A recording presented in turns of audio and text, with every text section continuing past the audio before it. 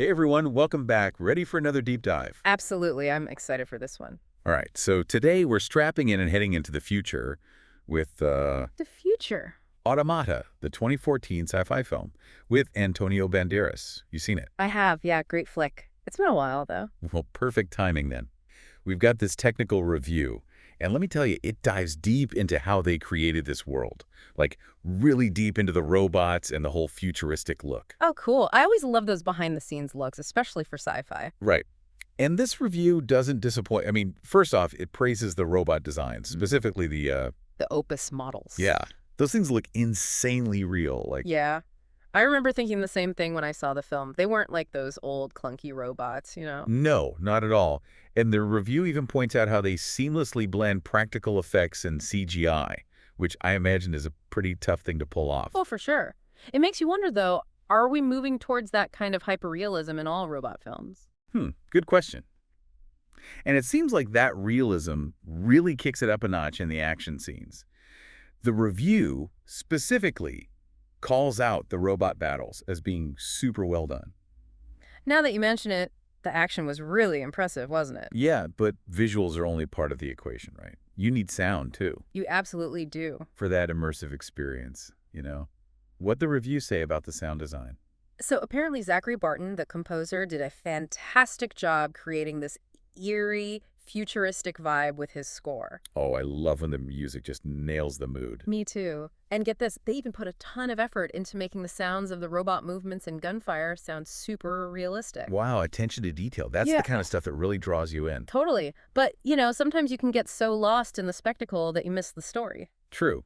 You need that balance, right? Absolutely. And this review actually points out that the audio mix is really well balanced, prioritizing dialogue clarity. That's so important, especially in sci-fi where the concepts can get complex. It's true. All those layers of technology and futuristic jargon, you got to be able to hear what they're saying. Exactly. And speaking of layers, what about the filmmaking techniques themselves? Did the review mention anything about the camera work or the lighting? It did. It talked about how they use a lot of dynamic, fast-paced camera work to really heighten the intensity of the action scenes. I'll bet that was cool. Yeah.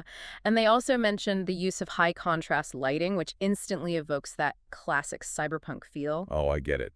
Like those dark scenes with bright neon lights. Right, exactly. It Yeah. makes you think of films like Blade Runner. Totally. But a cool setting only takes you so far. What about the story itself? The characters? Did the review dive into that? It did, and this is where it gets really interesting.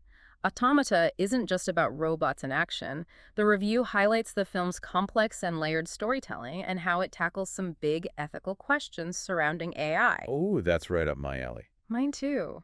It even praises Antonio Banderas' performance, suggesting he brings a real depth to the protagonist. He's a great actor, so I can see that. Oh yeah, absolutely. This is sounding more and more intriguing. Now, I know some of our listeners love the technical side of things. Did the review mention any specifics about how they shot the film? You bet. It gets into the nitty-gritty. For instance, it mentions the aspect ratio being 2.39.1. You know, that widescreen cinematic format? Oh, this classic. Classic, exactly. And they also mentioned it was shot in 2K resolution, which essentially means the image has a lot of detail. Okay, makes sense. Hmm. And for the film buffs out there, did they happen to mention the specific camera they used? They did. It was an Arri Alexa XT. Cool. Yeah. Always interesting to see what tools filmmakers are using these days. But even with all this amazing tech and visuals, no film's perfect, right? What were some of the criticisms in the review? Well, the review pointed out that some of the plot twists were a bit predictable, and the supporting characters they felt could have been more developed. Yeah, I can see that being a drawback. Right. It also mentioned some scientific inaccuracies and exaggeration of certain AI concepts. So maybe not entirely scientifically accurate then. It seems that way, but still, a visually stunning film that asks some big questions, that's got to count for something, right? For sure. And speaking of recognition, did this film get any awards buzz? It actually did. It received a nomination for Best Special Effects at the Goya Awards, which are like the Spanish Oscars. Wow, that's pretty prestigious. It is. And it also got nominated for Outstanding Visual Effects at the Visual Effects Society Awards. Oh, wow. So even with those criticisms, it clearly made an impact visually. Absolutely. The visuals are hard to deny. All right, so let's wrap this up.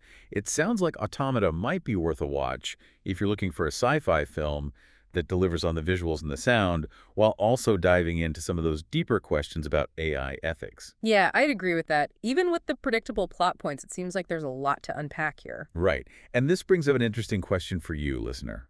Knowing that the film might have those narrative shortcomings, would you still be drawn to its exploration of AI ethics? Yeah. Maybe even more so. Hmm. That is a good question. Something to think about. Definitely something to ponder.